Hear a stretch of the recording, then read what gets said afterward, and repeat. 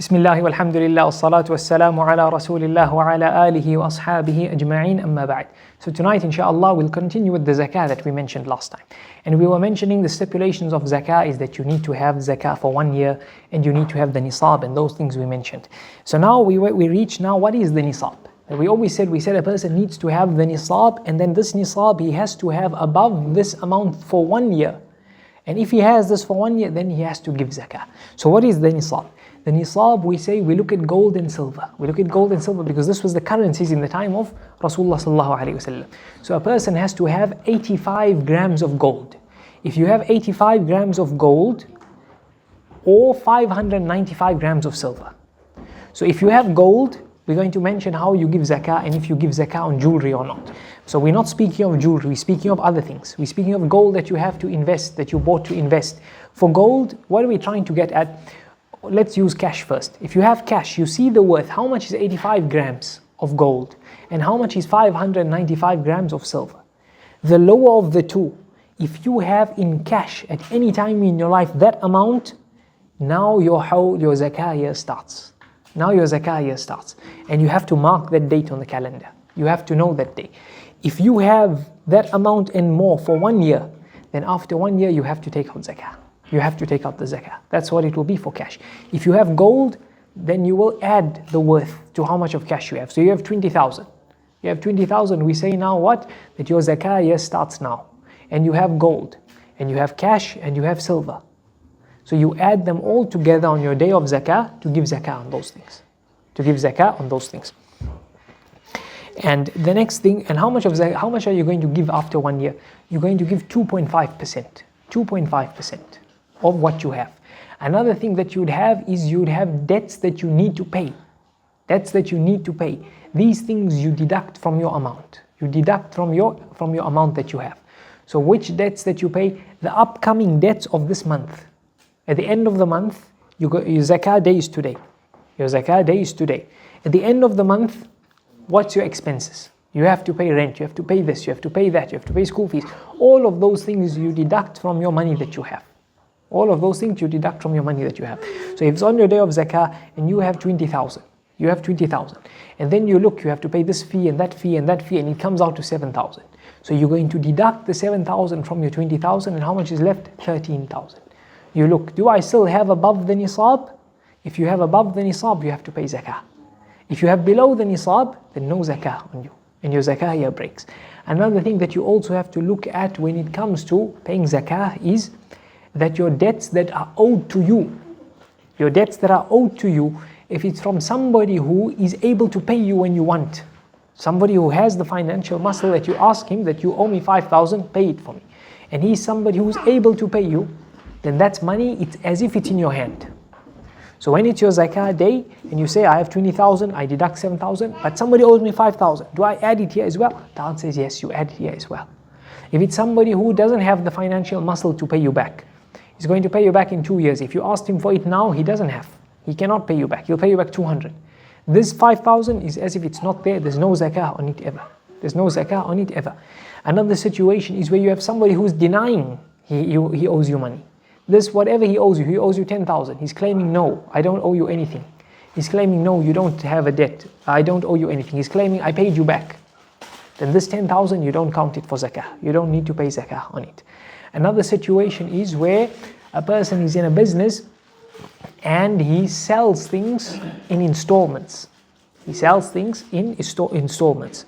Or is a debt being paid back in installments. So the scholars say that in the past, they would never encounter where you have a debt that's paid or something that's bought that you're going to pay in 20 years, 15 years, and it comes out to millions.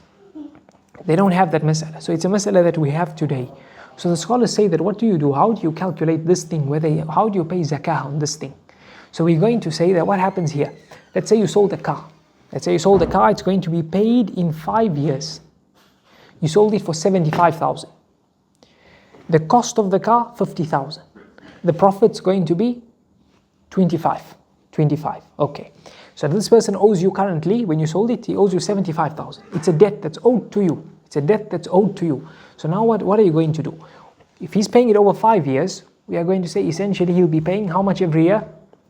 15,000. 15,000 every year.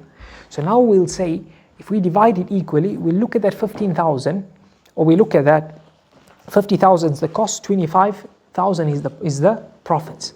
So then we say, for the cost, it's as if he's paying 10,000 every year. And for the profit, it's as if he's paying 5,000 every year. So how do you give zakah on this? You say that for the first year, you give zakah on the entire cost price along with that year's profit. So for every year, you give only on that year's profits, and you'll give on what's remaining of the cost. That's how your zakah would be. So the first year, when you're counting your zakah, you look how much is remaining that he hasn't paid. Maybe it's 2 months in and it's your zakah day. So he's paid for 2 months installments, whatever it may be. But so what will happen is that you take the complete remaining cost price and that year's profits. So let's say, for example, the remainder is 75,000. So you'll pay zakah on 50,000 and that year's profits, 55,000. The next year, how much is remaining from the cost? 40,000. You pay zakah on 40,000 plus the 5,000 of the profit. So how much? 45,000. The third year, how much is remaining from the cost? 30,000. You'll pay 30,000 and 5,000, so you'll pay 35,000. And like that, you'll do zakah on those things that you have sold on installments. That helps the people, businessmen who deal like this. Businessmen who deal like this mas'ala is very important to help them. Right. Now the next thing is that, the next mas'ala we're going to say is that a very important one is a person also has to pay zakah on trading stock. A person's trading stock, you have to pay zakah. What are trading stock? Everything you're selling. Everything in your shop that is for sale. Or you have something at home that you want to sell, but this thing is not merely for sale, it's for sale that you want to sell, and what you get from the money, you want to use it in your business. You're taking that money and you want to buy something else to sell. So it's not, I'm selling this to get rid of it. This thing you don't need to pay zakah on it. Or you're trying to sell this so that what? So that you get money so you can pay your debt. There's no zakah on this item. So how do you gauge the nisab of your shop? How are you going to know? Because you look at your stock in your shop. If it's above the nisab, then you have to give zakah on it. It has to be above the nisab for 1 year, then you give zakah of the urud al-tijara, which is your trading stock. And your urud al-tijara, your trading stock, you're going to add it together with your cash.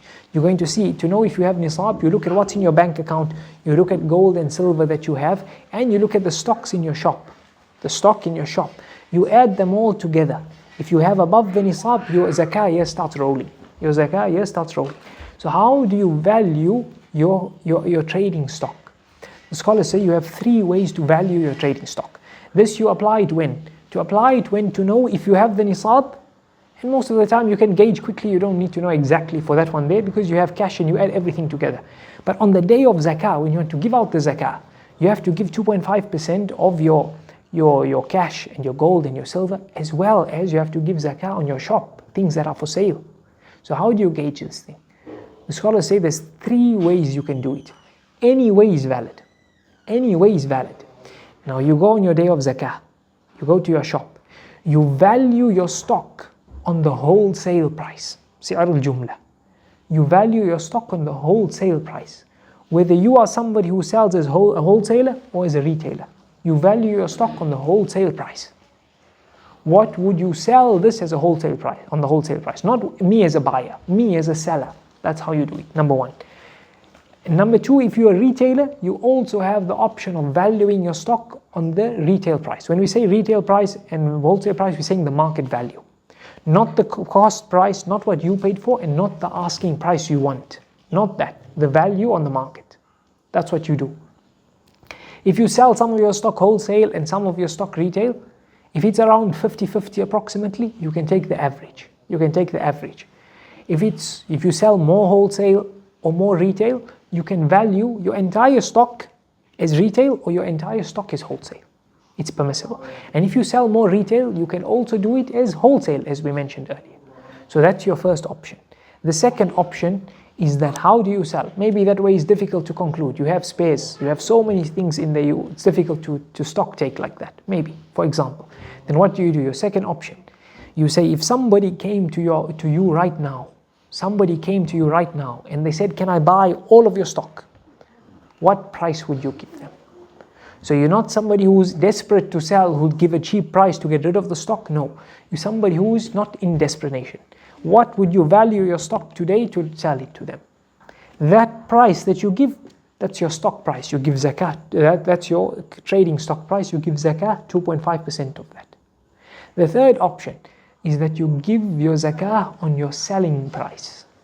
You give the zakah on your selling price. The total of my stock on the selling price, the price I'm asking, you give 2.5% on that. That's valid as well. Why? Because your stock, it's as if it's cash. It's as if it's in cash. Because this item you're selling for 100, it's in place that if you sold it, you'd get 100. And that 100, you'd add it to the rest of your cash and give zakah on it like that. So now when you're saying my selling price, then it's as if you sold it for 100 and you got the money. Otherwise, if we say market price and the market is 80, and you've gauged it like that, if you sold it, you would have gotten 100. But you gave zakah on 80. So that's why 100 would have been better to value it at 100. But now the market price is 80 and you valued it at, and you're selling it at 60.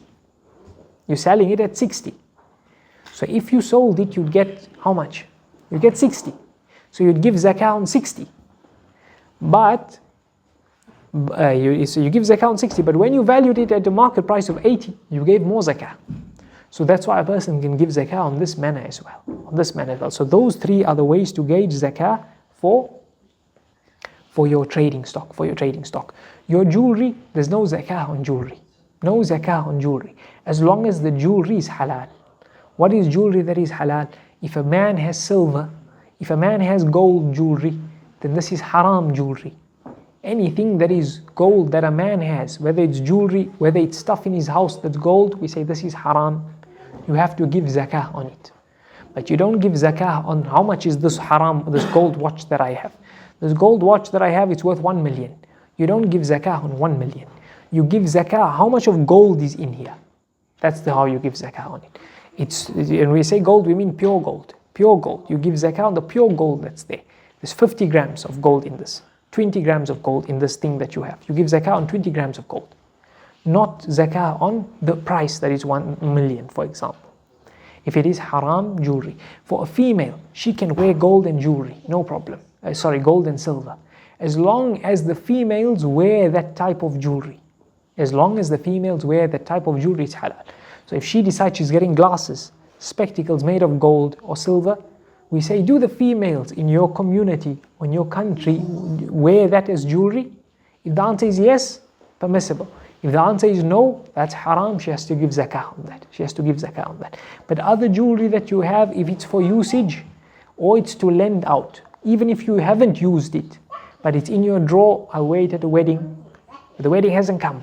Or it's special, a specific wedding, my son, my daughter, and their wedding will be in 30 years. Do you have to give zakah on it? The answer is no. If it's there for usage or for lending out. For lending out, there's no zakah on it. That's how the zakah of jewelry would be. And if the jewelry, if the item is gold or silver in it, but it is for selling, then you don't value it on the gold or the silver. You value it at its worth. To see if it reaches the nisab, and as well to give zakah on it, you value it on its worth. That's how it would be for gold and silver and this. So if you have gold or silver, not for jewelry, but for investment, you give zakah on it. You give zakah on it. And for those things that's investment, meaning it's not haram, you give zakah not on the gold or silver, you give zakah on its worth. So if it's just a piece of gold or silver, it's the same. The gold grams and the worth is the same. But otherwise, if it's jewelry or something, you bought a watch to save, not to use, the value of watches go up. So in that case, you just kept it there. So you will sell it in 5 years when the value goes up. This watch, you have to give zakah on it. You have to give zakah on it. And how much, what do you value it? You value it as the worth of the watch. The worth of the watch. Not the worth of the gold or the silver. The gold or the silver in it made it zakatable. Made it zakatable, because if it was platinum or something, it wouldn't be zakatable. The gold or the silver make it zakatable, but now you have to give the worth of the platinum or whatever other jewel is inside of it. So that's important to know about zakah. Now our last few things with zakah is that who do we give zakah? On the day of zakah, what do you do? On the day of zakah, what do? You go to your bank account, you see how much do you have. You go to your wallet, you go to your drawer, all the cash that you have, you count it. If you have gold or silver, you count its worth. You count its worth. You look at your trading stock, if you're a businessman who sells things, not you renting out things. If you're renting out, let's say there's a house, you're renting out the house. You don't give zakah on this. You give zakah on the rental that comes to you, that's part of your cash. But you give zakah on the house, no. So you count all of these things. You deduct the debts you owe for that month. You deduct the debts you owe for that month. You add the debts that are owed to you, that we mentioned just now, the strong debts. You add them. That total is now, you give 2.5% of that. You give 2.5% of that. So that amount, you write it down. So you know how much it is on your day of zakah. On your day of zakah. Then what happens? Do you have to give that amount? Let's say that amount came out to 5,000. You have to give that in zakah now. Do you have to give it immediately to the poor person? The answer is half. Yes and no. Meaning you should give it out as soon as you can, but you can delay it in certain occasions. You can delay it. Like somebody is in more need and you can't get it to them today. You can get it to them next month. Then you can give it to them next month. Or next month, 1 month is a bit too long, a few days or a week or so, you can delay it for that time. So then you give your zakah out on that day or if you couldn't give it out on that day, then you have to mark it down how much is owed. Why? If you die, then that zakah is going to be taken out from your estate because it's owed on you. But how much? Nobody will know if you didn't write it down or you didn't tell somebody. So that's why it needs to be known how much is the zakah. Then you mark that down. Then you have to give it away to somebody. Now when you give it away, we first mention a couple of things. We say your day of zakah. People like to give the zakah in Ramadan. Many people give the zakah in Ramadan. But now we say that when your 1 year passes over your wealth, you have to give zakah on it. So when we say 1 year, we're meaning the lunar calendar. Your lunar calendar, not your Gregorian calendar. So you have to match the dates. You have to match the dates. It doesn't start 2nd of February to 2nd of February, no. Because that will mean you've delayed it by around 11 days. You look at my date is 3rd of Dhul Qa'dah. So the next year, on the 3rd of Dhul Qa'dah, that's my day of zakah. Almost to the minute. Almost to the minute if you can look at the minute. Otherwise, sunset of the day of Dhul Qa'dah. Why do we say that? Because if you have ins and outs of cash on that day, which time do you value it? Which time do you value it? If you know I had the nisab at 3 p.m. or approximately, maybe I know for sure 3 p.m. I had the nisab. Then the next year 3 p.m. is where your zakah day ends. So therefore at 3:15 you got in 1 million. Do you give zakah on 1 million as well? The answer is no, it's for next year. It's for next year, you don't need to give zakah on that 1 million today because you can't until there. You can give it as a choice voluntarily, but no need. Now on that day you want to count your zakah. How do we? So therefore any date can apply. But people like to give the zakah in Ramadan. And if your day of Ramadan, your day of zakah comes before Ramadan, then you're not allowed to delay it so long to reach Ramadan. You're not allowed to. So therefore for that year, if your zakah day is in Rajab for example, and you can't delay to Ramadan, you have to give your zakah out in Rajab. But then when Ramadan comes 2 months later, you're allowed to give zakah in advance. You're allowed to give zakah out in advance. So therefore in 2 months, you can give zakah again. You can give your zakah for next year, you can give it in Ramadan. You can give it in Ramadan. So therefore what does it mean? If you have the nisab already, and your zakah year is rolling, so you have the nisab, then Ramadan comes, you want to give it out in the last 10 days, or any time in Ramadan you can. As long as you have the nisab, you count how much money do I have. On that day you want to give it out, and then you give it out. You don't give zakah out in advance for possible money you're going to get. No, I'm getting a salary, I'm getting this, no, maybe I'm going to add everything, I'll have 60,000 extra by next year. So I'm going to give zakah on 30,000, I have plus 60, so I'm giving zakah on 90,000. No, you give zakah on what you have, on what you have. Then we said your zakah day, you have to know your zakah day. Why? We say your zakah day is in Rajab. So you gave out for last year. Now you give in advance. You're giving in advance. So you took out 7,000 in advance zakah. You needed to give 3,000 or 4,000, you gave 7. You gave your 7,000. Now next year in Rajab, you look how much do you have. You have to know how much did I, or how much is my zakah on the day of zakah. If your zakah that you had to take out was 8,000 and you took out 7,000 in Ramadan, therefore you are short. You have to take out 1,000. If you took out 6,000, you've given extra. So the rest is nafal. And if you've given out 7,000, if you realize you had to give out 7,000, therefore you gave out 7,000. So that's why you need to know your zakat day. You need to know your zakat day. Then the last thing is that who do you give zakah to? Who can you give zakah to? So now you want to give your zakah out. You can only give zakah out to 8 groups of people. 8 groups of people, and they are the 8 groups in the Quran. Where Allah speaks of the 8 groups of people. There are 8 groups of people in the Quran that you can give your zakah out to. Number 1 is the fuqara. The fuqara, they are the poor people. They are poor people who they don't have enough to cover their expenses. The fuqara and the masakin, there are 2 categories. Both of them, without going into technicalities, if they do not have enough for their living expenses, you can give them zakah. You can give them zakah. So if somebody comes to you as a Muslim, he comes to you and he says, I need zakah. Then what do? You try and ask him a few questions to know if he's zakatable or not. How do you know if he's zakatable or not? You ask him, what's your salary? What's your expenses? Ask him another few questions connected to it to make sure that yes or no. If he is short, you can give him zakah. So he needs 9,735 to live for his expenses and his rent and his school fees and whatever else that he has. Not the extras. He's got TV subscription and those kind of things. Those are not needed. You don't count those things. But the general things he needs, it comes out to this amount. And he has 9,730. So 5 short. You can give him zakah. That's what we're trying to say. If you're short, you can give zakah. You give the person zakah. And that person, if it seems that he's honest, you take his word. You can take his word. You don't need to dig further. You can take his word for it. You don't need to make him take an oath on Allah, anything. If he looks like he's zakatable, and you've asked him those few questions, you can give him zakah. You can give him zakah.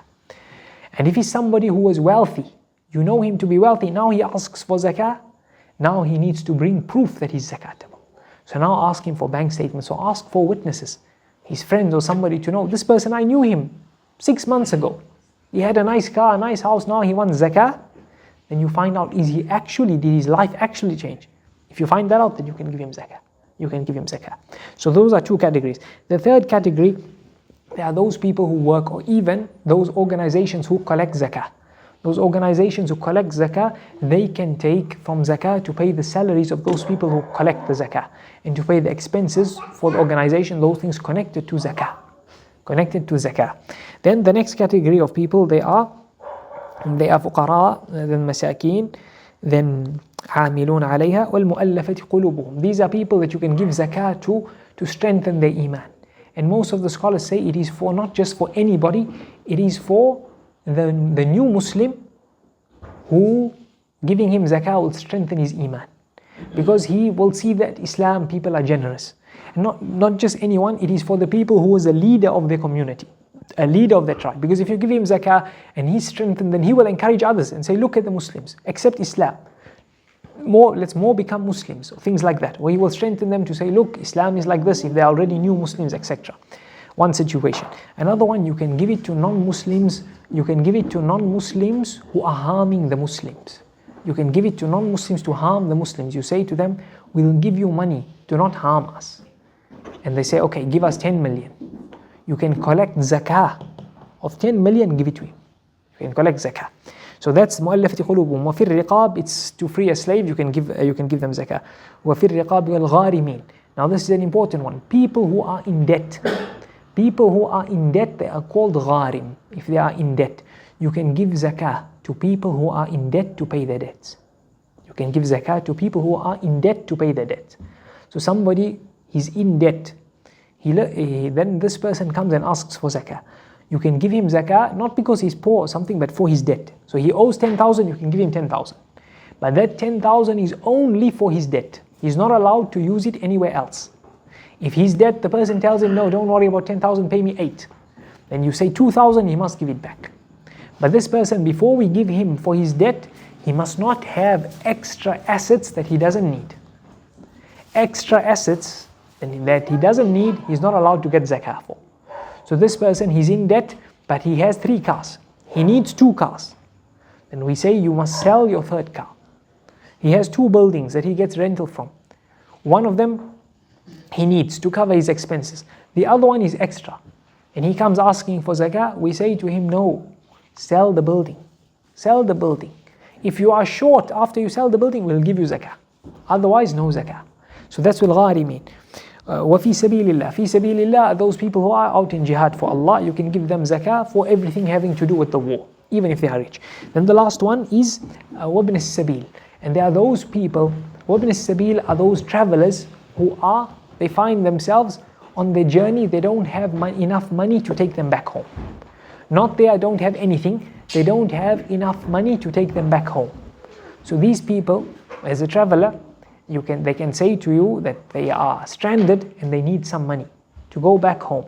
Even if they need to go to another place before going back home, you can give them zakah. If they seem relatively believable, then you can give them zakah to go back home. Permissible to do so, and that's fine. Then, how much do you give these people? How much do you give each person for their zakah? The scholars say that when it comes to the faqir and the miskin, these people who do not have enough to suffice for themselves and their family, you give them enough for the expenses for them and their family for 1 year. To cover what? Their food, their drink, the clothing, if they need to get married, you can give them for the marriage, for the mahar, not for the walima, because the walima is sunnah, and you can give them for other necessities in life. Other necessities are like what? Like you need a fridge, you need a stove, you need gas for the stove, if you're in a hot place, you need like fans or air conditioner. Those things are necessities. Necessities differ from place to place and people to people. So you include that and you cover these 5 things for them and their family. That's for the fuqara and the masakin. The others, you give them according to their need. If the debt is so much, you give them so much. If they need so much to go home, you give them so much to go home. And those people, anything extra, they have to give back. If you're giving so much for your debt and the person told you, pay half, then you gave him 10,000 for a debt of 10,000 and his creditor told him, give me 5,000. And he paid 5,000, the remaining 5,000 he has to give it back. The same with the Ibn Sabil, the stranded person. You gave him 200 to get the taxi to go home, the taxi was 70. That 130, he has to give it back to you. Unless you tell him anything extra is yours. Then that's permissible as well. That's permissible as well. Jazakallah khair. Okay. Now when somebody comes, if you're given zakah to somebody who's not zakatable, then that's not permissible. Your zakah is not valid. You have to re-give your zakah out. And that person who took the money, they have to give it back. So you have to give zakah, for example, to a Muslim. Even if it's a child, you can give zakah to him. You have to give zakah to somebody who's not you cannot give zakah to somebody from the family of Rasulullah sallallahu alaihi wasallam, who links to his grandfather Abdul Muttalib. You're not allowed to give those people. You're not allowed to give zakah to your parents and grandparents and great-grandparents, or to your children and great-grandchildren and great-grandchildren. Why? Because if they are in need, you have to support them. You can't give zakah to your wife, you can't give zakah to your husband. Because these people, you have to support your wife as a husband, you can't give her zakah. Otherwise, if you've given to the wrong person, they have to give the money back. Even if they invested it, they have to give the money back. And the last one is the person who you gave zakah to. When you analyzed, he seemed poor. You saw from his clothing and the way he lives, what you think the way he lives, and you gave him zakah. You said, here's some money for you. And you know this is zakah, because you have to intend zakah. What you can't give somebody money and then say, in fact, that's zakah. You can't give him money and then 2 hours later or the next week you say, I gave somebody 200, that counts as zakah. You have to have your intention before you give or while you give, not after. So if you gave somebody zakah and then it turned out that person is rich meaning he's not to take zakah, he has enough, not wealthy, he has enough, then this zakah is valid. That means that you don't need to take it out again. So you gave him 3,000, your zakah was 3,000, you gave him 3,000, and now you realize he's rich. You can go to him and tell him, I gave you zakah, it was wrong. And that person has to give it back. It's haram for him to keep it. He has to give it back. And for you, when you got it back, do you have to give it to somebody else? The answer is no. The answer is no. We say your zakah is ticked off and you scored your money back. Okay, that's the main masail of zakah. Sheikh, you're very happy. We ask Allah Azza wa Jal to teach us that which benefits us and benefit us with that which He teaches us. Wa sallallahu wa sallam wa baraka ala nabiyyina Muhammad wa ala alihi wa ashabihi ajma'in walhamdulillahi rabbil alameen.